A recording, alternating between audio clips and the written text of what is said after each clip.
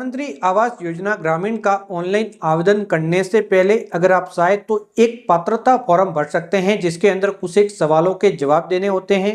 उन सवालों के जवाब देने से आपको ये पता लग सकेगा कि आप इस योजना के अंदर एलिजिबल हैं या फिर नहीं। आप प्रधानमंत्री आवास योजना ग्रामीण के अंदर आवेदन कर सकते हैं या फिर नहीं। तो ऑनलाइन पोर्टल के माध्यम से कुछ एक सवालों के जवाब देने हैं, जिससे कि आपके पात्रता की जांच हो जाएगी और आपको ये पता लग सकेगा कि आप पात्र हैं या फिर नहीं। तो ये फॉर्म सभी को जरूर भरना है एक बार आवेदन करने से पहले, क्योंकि आवेदन करने में एक लंबी प्रक्रिया है। आप ऐसे ही एप्लीकेशन डाउनलोड करेंगे, उसके बाद फॉर्म भरेंगे, जबकि अगर आप एलिजिबल नहीं होंगे तो आपको इस योजना का बेनिफिट नहीं मिलेगा। तो ये पात्रता फॉर्म ऑनलाइन पोर्टल से किस प्रकार से भरना है, तो आइए दोस्तों देखते हैं। सबसे पहले आपको यहाँ पे गूगल पे जाके पीएम आवास योजना ग्रामीण लिख के सर्च करना है। उसके बाद ये ग्रामीण योजना का जो ऑफिशियल पोर्टल है, यूआरएल अभी आप देख सकते हैं, इसे ओपन कर लेंगे। ओपन करने के बाद आपको यहाँ पे आवेदन करने के लिए जो मोबाइल एप्लीकेशन डाउनलोड करने का ऑप्शन है वो नीचे दिया गया है। यहाँ से आप भाषा बदल सकते हैं। उसके बाद जो आवास प्लस एप्लीकेशन है, जो सर्वेक्षण किया जा रहा है, उसकी जो एप्लीकेशन आप यहाँ से डाउनलोड कर सकते हैं। तो यहाँ से एप्लीकेशन डाउनलोड करके फॉर्म भरने से पहले यहाँ पे एक और ऑप्शन है कि क्या मैं पात्र हूँ। तो यहाँ पे ये ऑप्शन है, यहाँ पे क्लिक करेंगे तो एक फॉर्म खुल जाएगा, जहाँ पे कुछ एक सवालों के जवाब देने होंगे, जिससे आपको ये पता लग सकेगा कि आप पात्र हैं या फिर नहीं। तो सबसे पहला ये सवाल है कि जो नीचे कैटेगरी दी गई है ABCDE, इसके अंतर्गत आप आते हैं या फिर नहीं। तो यहाँ पे इनमें से किसी भी एक कैटेगरी में आते हैं तो आपको कुछ भी देखने की जरूरत नहीं है, आप डायरेक्टली इस योजना के अंदर एलिजिबल हैं।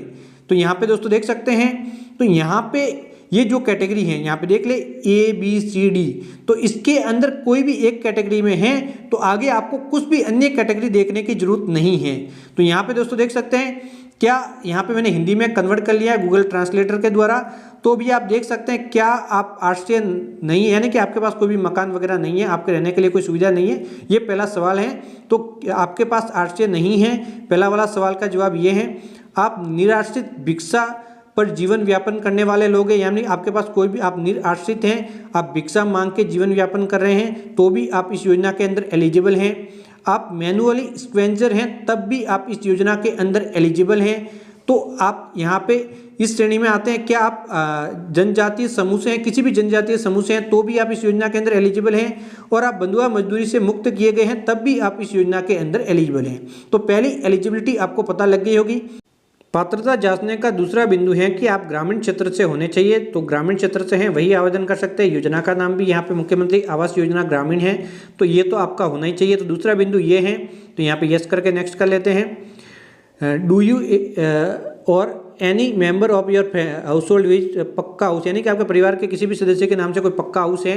तो अगर पक्का मकान है तो आप इस योजना में एलिजिबल नहीं है। तो जैसे यस करेंगे कि हमारे पास पक्का मकान है, तो इस प्रकार से मैसेज आ जाएगा कि आप इस योजना के अंदर एलिजिबल नहीं है, आवेदन नहीं कर सकते। तो आपके पास पक्का मकान नहीं होना चाहिए। तो यहाँ पे अगर आपके अगला सवाल है कि आपके परिवार के किसी भी सदस्य कच्चे मकान में रहते हैं या फिर बेघर हैं, तो यस करेंगे। तो अगर आपके पास कच्चा मकान है या फिर बेघर हैं, तभी आप इस योजना के अंदर एलिजिबल हैं। अगर आप बेघर नहीं हैं और आप नो करेंगे तो नॉट एलिजिबल बता देगा। तो यस कर लेते हैं। Does you your house have more than 2 room, यानी कि आपके मकान के अंदर 2 से ज़्यादा रूम है।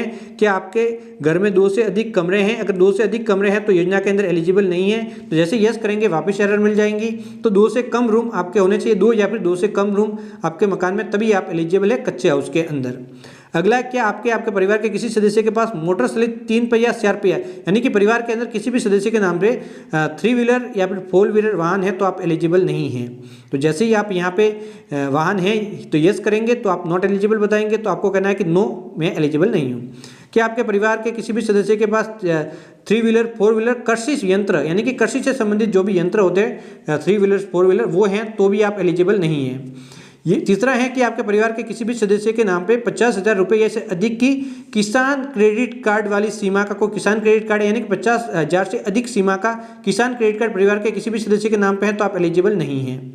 अगला बिंदु है, क्या आपके परिवार का कोई भी सदस्य सरकारी कर्मचारी है, यानी कि सरकारी कर्मचारी हैं, तब भी आप एलिजिबल नहीं हैं। यानी कि परिवार के अंदर कोई भी सदस्य सरकारी कर्मचारी नहीं होने चाहिए। 10वां बिंदु है, क्या आपके घर में सरकार के पास कोई गैर उद्यम पंजीकृत है, यानी कि कोई भी ऐसा गैर कृषि उद्यम, कृषि से संबंधित वाला कोई भी बिजनेस अलग टाइप का है तो आप एलिजिबल नहीं है।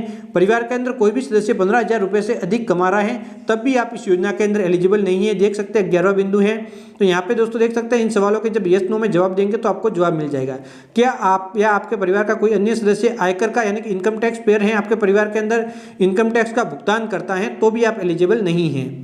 इसके अलावा अगर आपके परिवार के अंदर कोई भी सदस्य व्यावसायिक कर अदान करता है सरकार को तब भी वो यहाँ पे इस योजना के अंदर एलिजिबल नहीं है। सवाल आपके परिवार के पास सिंचित भूमि कितनी है, यानी कि परिवार के अंदर खेती योग्य भूमि जहाँ पे सिंचाई की जा रही है तो 2.5 एकड़ से अधिक है तो एलिजिबल नहीं है। 2.5 एकड़ से कम होनी चाहिए, यहाँ पे देख सकते हैं लेस देन 2.5 एकड़ होनी चाहिए। 2.5 एकड़ से अधिक है तो नॉट एलिजिबल, 2.5 एकड़ से कम है तो एलिजिबल। तो मैं यहाँ पे जैसे 2.5 एकड़ से कम लूंगा तो आगे बढ़ जाऊंगा, अगर ज़्यादा लूंगा तो नहीं बढ़ूंगा। असिंचित भूमि के मामलों में अगर 5 एकड़ से अधिक हैं तो आप यहाँ पे योजना के लिए एलिजिबल नहीं है। अगर कम है तब आप योजना में आवेदन कर सकते हो। तो मैं लेस ले लेता हूँ तो मैं कर सकता हूँ। अब दोस्तों ये सभी सवालों के जैसे जवाब दूंगा कांग्रेचुलेसन आ जाएगा, आपको भी सभी सवालों के जवाब देने हैं और आपको ऐप डाउनलोड का डायरेक्टली लिंक ही मिल जाएगा कि आप इस योजना में एलिजिबल हो चुके हैं, अब आप लिंक डाउनलोड कर सकते हो। तो सभी को पहले पात्रता जांच करनी है। जैसी पात्रता जांच कर लेंगे, पात्रता के आधार पर अगर आपको ये बता रहा है कि आप एलिजिबल हैं तो यहाँ पे दोनों ऐप डाउनलोड करने हैं और ऐप डाउनलोड करते ही एक फॉर्म भरना है। फॉर्म किस प्रकार से भरना है तो अभी आप स्क्रीन पे देख लो, सभी से यहाँ पे कंप्लीट डिटेल में मैंने बताया है। इस वीडियो को देखेंगे तो आपके मन में कोई सवाल नहीं रहेंगे, तो आपको ओनली इसी वीडियो को देखना है। तो बाय बाय दोस्तों।